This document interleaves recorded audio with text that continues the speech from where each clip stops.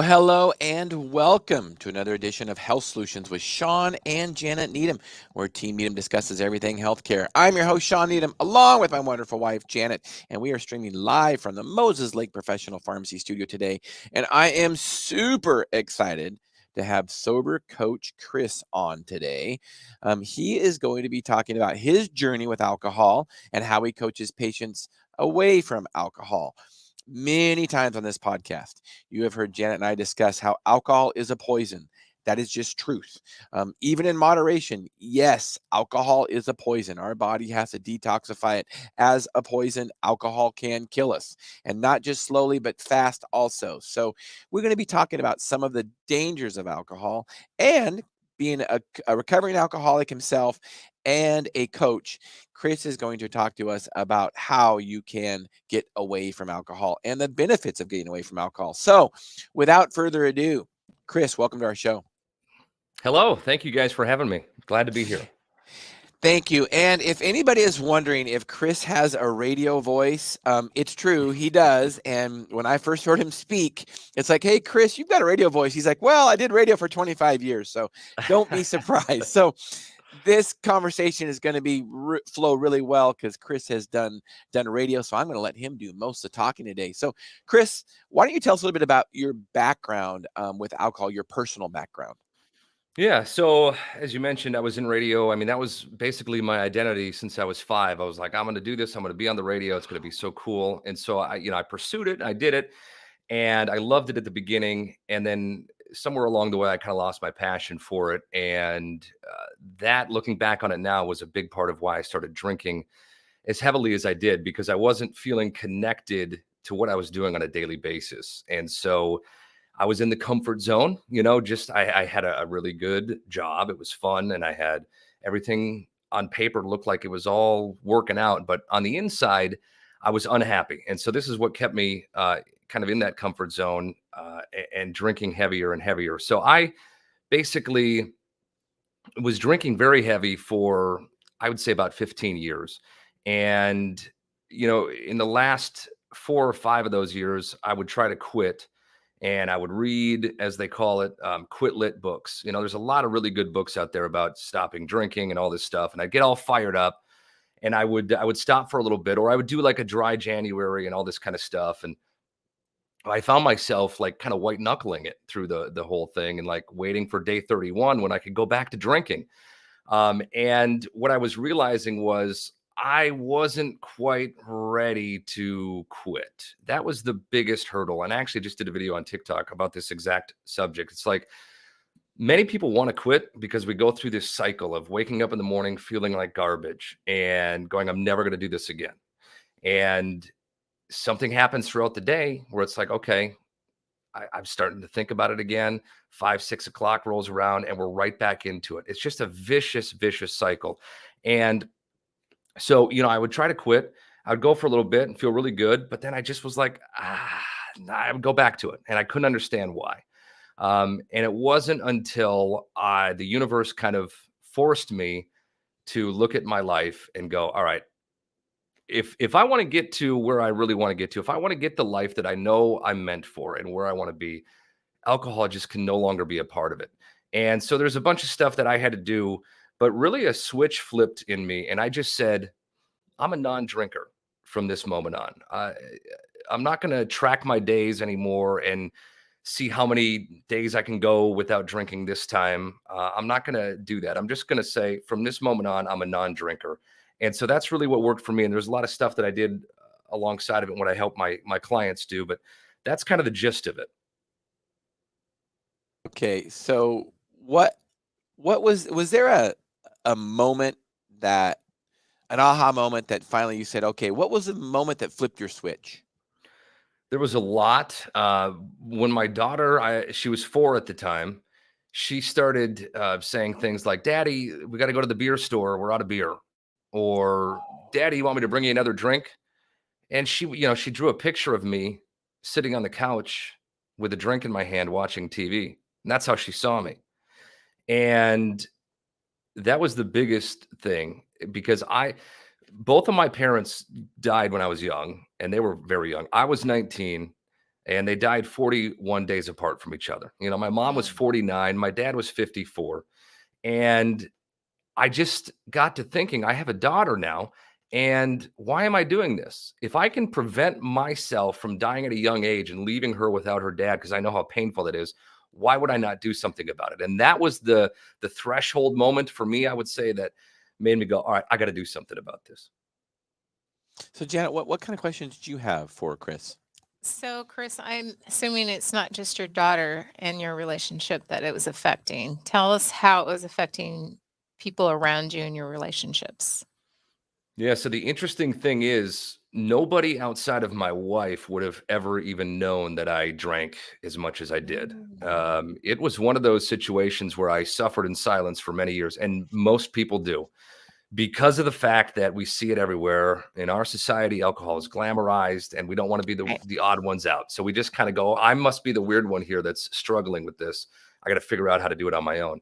So, I mean, none of my coworkers, the listeners, when I worked in radio, other than maybe a few embarrassing times when I may have said some drunken things, probably would have had no clue that I was drinking the way that I was. I mean, I would drink enough to pass out on my couch and basically blackout almost on a nightly basis. So I was drinking like at least a 12 pack of beer. And then I would make sure that I would have to have some vodka or something else in the house to knock me out in case the 12 beers didn't do the trick.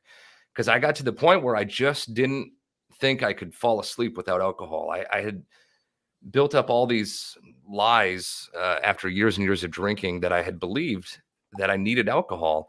And, I would tell my wife many times, like, this is it. I got to stop. I'm going to stop. And I would quit for a little bit and I'd go back.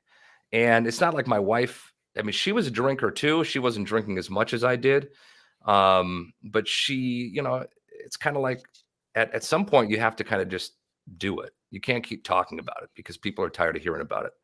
And so not only did it impact me and my daughter and her, I mean, she also now, she saw the benefits that I was experiencing without alcohol, and she decided to quit too. And she just hit her 1 year mark on September 1st. So here we are, both sober now, both completely in a different place than we were. If you would have asked us 2 years ago if we'd be sober and loving it, I would have said you're crazy. But it's one of those things where until you do it, until you get far enough away from alcohol, you can't really describe to people how amazing it is and how many different areas of your life Right. it's affecting. Yeah. So tell us, your wife stopped drinking. You didn't do it together at first, but she saw the benefits of you stop drinking. So tell us, when you see, is it imperative that if one of the spouses stops drinking, is it imperative that the other spouse stops drinking? No, absolutely not. And that's, I Tell think, us where, about that. yeah, I think that's where a big problem comes in. Because at first I said to my wife, I said, let's do this. We're going to quit drinking together. We're going to change everything. And then, I could see in her face that she wasn't really ready. And I was like, you know what? This is my journey. And she doesn't have the problem like I do. And I had to just say, it's kind of like walking a tightrope. Somebody can come behind you or they can go in front of you, but there's not enough room to go at the same time. If you want to quit drinking, you really have to make it about yourself, because there are going to be many situations where you live with somebody and they continue to drink. Now, you know, you can talk to them and explain to them how you want to be supported. Like, hey, for the first couple of weeks or months or whatever, I'm going to need you to not have alcohol in the house, or however you want to set up those boundaries and that kind of stuff. But it's a big problem, I think, when we expect a partner to be on this journey with us. So that's one thing people really, really have to remember, is like, this has to be about us, and you can never force somebody to do anything that they don't want to do. That's right. That's right. I mean, we talk a lot about just health and wellness in general on this podcast. It goes the same way for weight loss. It's got to be your own journey, and you can't make your spouse or your kids lose weight. But kind of like your experience, when people start seeing the benefits of what you did, it's inspiring, and some or many will follow. Yeah, yeah, and it really is amazing. what kind of impact it can have. Like I said a little while ago, nobody really knew that I had a drinking problem. And so the first time that I kind of said something about it on social media, I was scared to death. I didn't want people to know that I had struggled with this. But what was amazing was as soon as I started talking about it, the amount of people that came out of the woodwork, messaging Yeah. me saying, "Oh my God, thank you for talking about this because I've struggled." And, I don't know anybody else that's just openly talking about this. So it gave me this kind of like, okay, there's a need for this. Like there's people that need to be inspired by others and people that need to know it's okay. They're not alone in this. So many people struggle with alcohol, but nobody's really talking about it.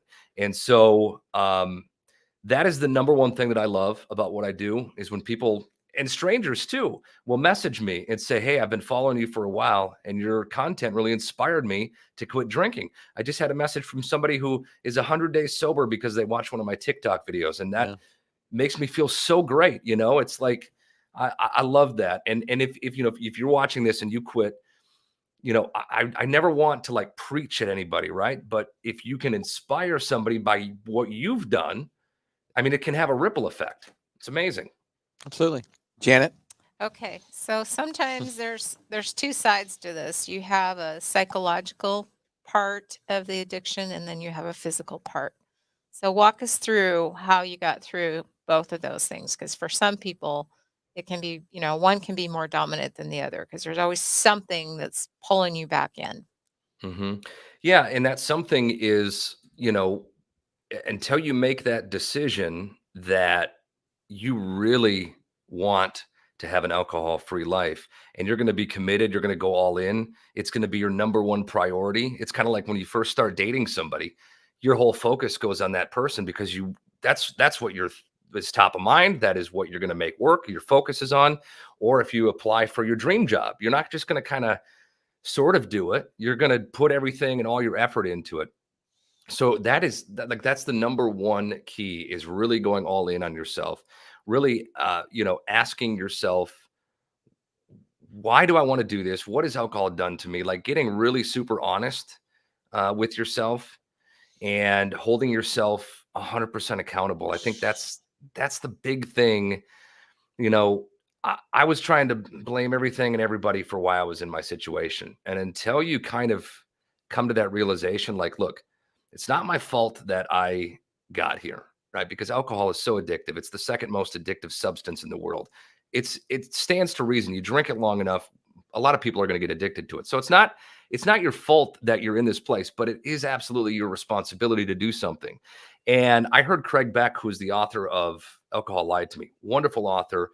I heard him say that, and that clicked for me. And when I was able to take that responsibility in my mind is when the shift kind of happened. And I said, you know, it's because of me that I'm where I'm at, both everything that's good and bad in my life. But it's also exciting because it's up to me to how I'm going to take care of this. Nobody's coming to save me. There's nothing out there that's going to make me do this. And there's programs and stuff like that out there that believe in this kind of other way of doing it. But I really believe once you admit to yourself, like this is my job to do something about this, it gives you the power back. And then you can begin to take the steps necessary to work on it. So tell us, thank you, Chris. That was very enlightening. And tell us how you deal with, you go out to dinner with somebody that doesn't necessarily know you yet, and they don't know you don't drink, and you pass up drinks or say, I don't drink. And then they give you the question. It's like, oh, what? Why do you not drink? I mean, alcohol is the only drug that people will question you why you don't partake in it, right? Yeah, it's crazy. I mean, people won't do that with cigarettes even. And No, nicotine's legal too. They won't ask you No. why you don't smoke because they know why you don't smoke. But with alcohol, it's like, oh, why don't you drink? So tell us how you deal with stuff like that. Yeah. And I used to be that guy. I remember when people would tell me they're not a drinker, and I'm like, what? How does that even, how is that even possible? I was flabbergasted. And so what I will say is that I try not to make a big deal out of it. Like if I don't know the person that well, I'll just order whatever I order, and I'll just be like, I won't say I'm a not drinker or a non-drinker. unless they kind of pry and they ask, I'll just be like, no, I'm good. I'll just have a water or whatever I'm drinking. And that's a big thing that weighs on people when they think about quitting drinking. Well, what am I going to say? What about when people ask? And you don't have to get into this whole big deal. There's no reason to go down that road.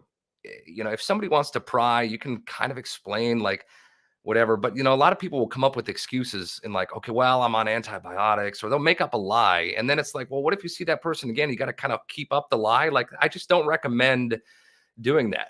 Keep it as brief as possible and just be like, no, I'm good. And if they pry, just say, oh, I'm driving tonight, or just something along those lines where it doesn't invite a lot of questions. And then most people will kind of move on. Yeah, I agree with that. I think some people make too big a deal out of it. And usually when you say no, sometimes we've even had it happen where we say no and the people that are with us say no too. So you got to think they were probably thinking the same thing. Honestly, it's like, well, what are they going to order? And so how do you deal with, what if somebody was a big drinker and their friends were all big drinkers? So how do you deal with that? And they're not going to stop drinking. Do your friends need to change? Your friends don't need to change. And again, that's where it comes down to the whole preaching and this, it has to be your journey. But what will happen is if all of your friends are your drinking buddies and you're just used to going out and drinking together, you will have people that will want you to keep drinking, that will say things like, come on, you can just have one. And there will be all sorts of that stuff. So there's a couple of different ways. You can just tell these friends, I say it like that because if they're just drinking buddies, they're probably not that good of friends. You'll find out when you go on this journey who your real friends are. And this can actually be a gift. You may have to like completely change your life for a little while. You may have to just tell your friends, I'm not coming out for the next couple of months. And here's why. And if your friends aren't supportive in you trying to better yourself and wanting to make improvements for yourself, and they give you a bunch of crap about it, then they're probably not a really good friend. We want our friends we want to be able to be honest with our friends. And what happens is if they're just your drinking buddies and you stop drinking, it means to them, like, you're elevating yourself. It reminds them, it's like putting the mirror at them and having them have to go and question their own drinking. And they don't want to do that, so they can either do one of two things. They can build you up and go, yeah, that's great, I'm happy for you. Or they can try to drag you back down so that you're back with them. And this happens. I know somebody who lost 100 pounds. She quit drinking. She started eating healthy. She went to the gym. She turned her whole life around. And her best friend was like, I don't like you anymore. I miss the old you. I'm depressed. I'm sad because you're not you anymore. I miss going to the bar, watching hockey games, eating pizza, and drinking. And so this person fell to the peer pressure of her friend, went back to doing her old life, went back to drinking, gained the 100 pounds back, and is right back to where she was before, all because one person, said that. So we need to evaluate our friends and our environment that we are in. And this is what keeps many people drinking for a lot longer, because they just don't realize that all the people that we're hanging out with, all we're doing is going to the bar and getting drunk all the time. And at some point you got to make the decision that if those are the kind of people that are going to be in your life and you want to make a positive change and they don't want to, well, you may have to move on from those people and be okay with it, because like I said before, it can be a gift. Janet. Okay. So, in light of what you're saying, there must be something you did in your life to replace that time, because there's something different that's going to fill that void. So what is filling your void today, and how do you keep that going? For me, I had to rediscover who I was before I started drinking. And that was a passionate person, an entrepreneur, somebody who is excited about what he's doing every day, and somebody who's making a difference in people's lives. That's, again, part of the reason why I was so unhappy in radio, because it wasn't the days when we got to meet celebrities or go to concerts and all that. I didn't really care about that. I loved when we would raise like over $1 million for St. Jude Children's Hospital doing a radiothon, or when I, give somebody who's never been backstage before my backstage pass to go meet their favorite artist. Like those kinds of things always resonated with me.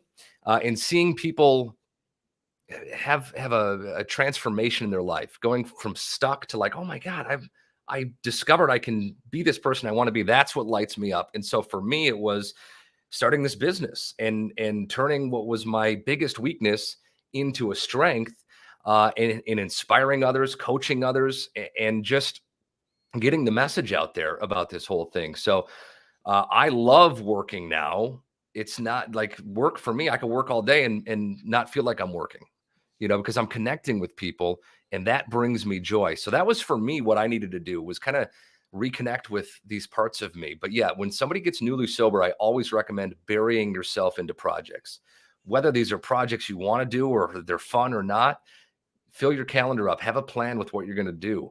And just start checking off the list of things. If you've been avoiding like cleaning the garage, go clean the garage. Just keep yourself busy with projects and find out what it is that's going to light you up, because a lot of the times what happens is people quit drinking and they're just so focused on what they're giving up in this old life. If you can Right. get rid of that and be okay with shedding that part of you and get really excited about where you're going, get really grateful about how you're going to feel and all the energy you're going to have, like fall in love with sobriety and have something on the other end of that teeter-totter to make it worthwhile.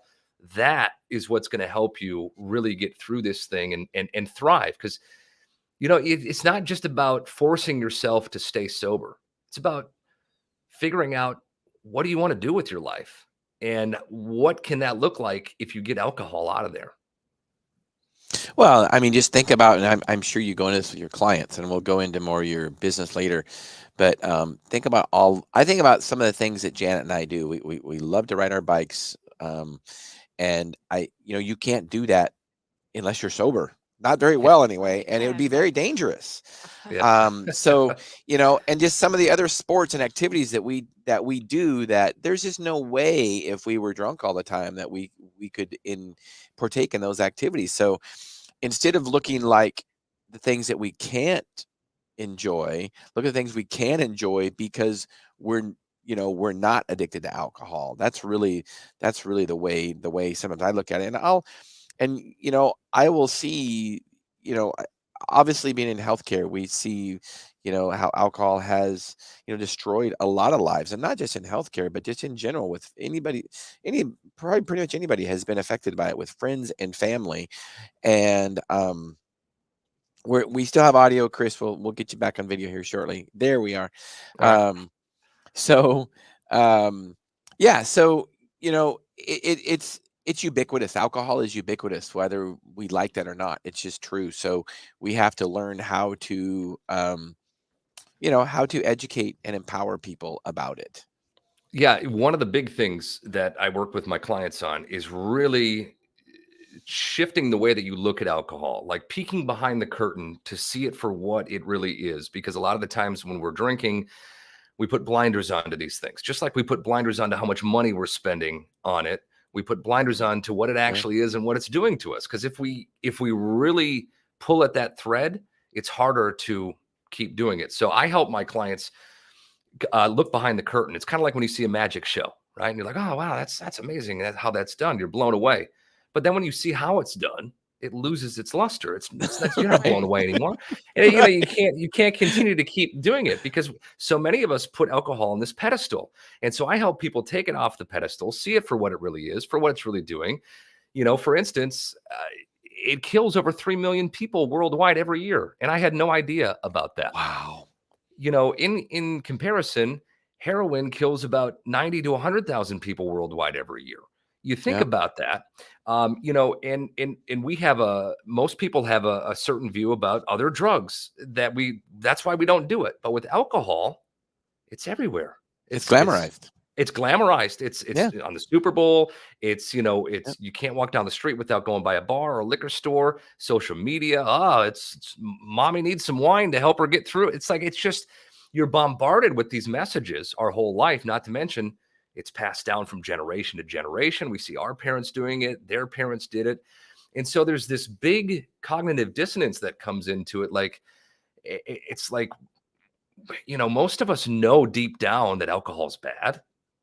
We know that it's probably doing harm to us. We know it's costing us a lot of money. We know it's ruining relationships and damaging our skin, messing with our sleep, all this kind of stuff. But until we really dig into it and do the research and find that out, it's going to be hard to stay away from it. So tell us about your coaching business. You've been doing it for how long? And tell us kind of what it entails. How does somebody get a hold of you, and how does that process work? Yeah. So, I started coaching people a little over a year ago after I got out of the radio industry and, needed to pivot. That was another thing. I decided I wanted to be a coach. I wanted to work with people before I even knew I was going to work around people people with alcohol dependency.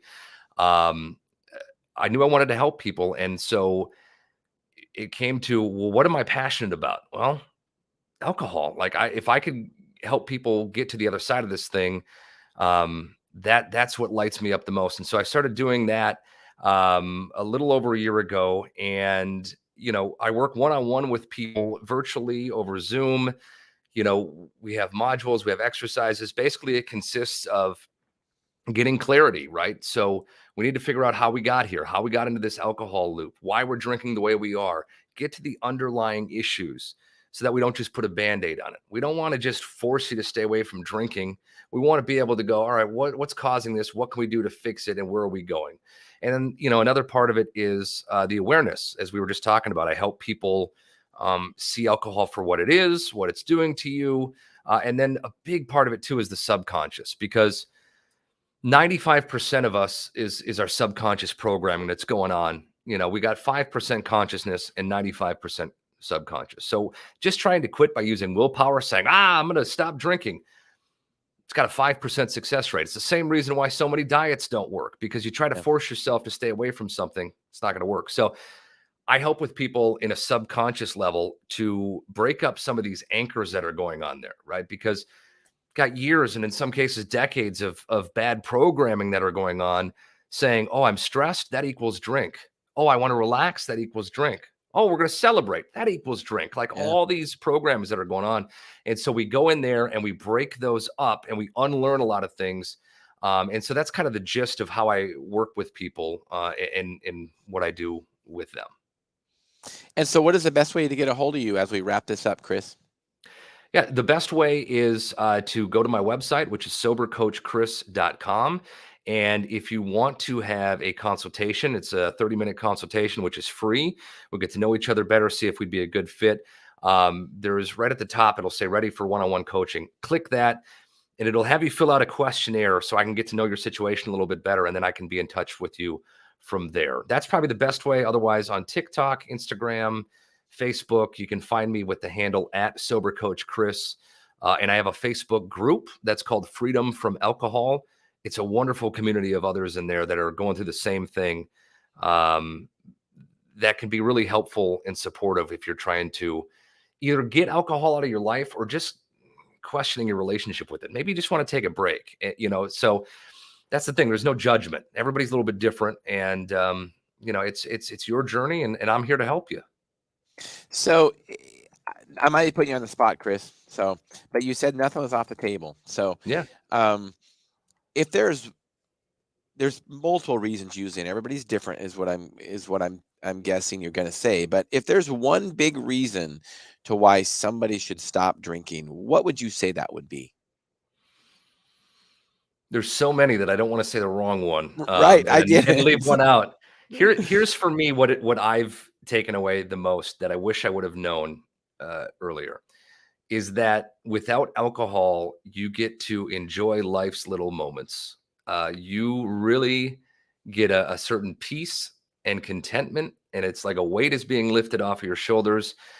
When I was drinking, unless I had a drink in my hand, I was kind of annoyed and irritated. Now, I am able to enjoy the little things in life. With my daughter, when we're putting her to bed at night, instead of before when we would just rush through story time so we could go back to drinking, now we enjoy it. We do character voices. We laugh. We are in the moment, and you're able to enjoy these little things where alcohol steals that from you. And when you quit drinking, the really good news is you can get your health back. You know, for the most part, you can get a lot of your health back. You can get your money back. You can make more money, but you can never get that time back.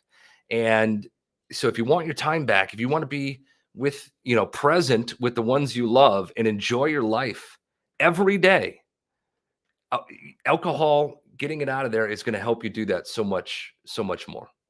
I love it. Thank you so much, Chris. You've really helped us realize our goal at Health Solutions, which is to educate and empower individuals to take charge of their own health. So, Chris, I so appreciate your time today. We'll be in touch and possibly have you on again. All right. Thank you guys so much. This has been great. Awesome. So thank you, listeners and viewers, to tuning in to Health Solutions with Shawn and Janet Needham.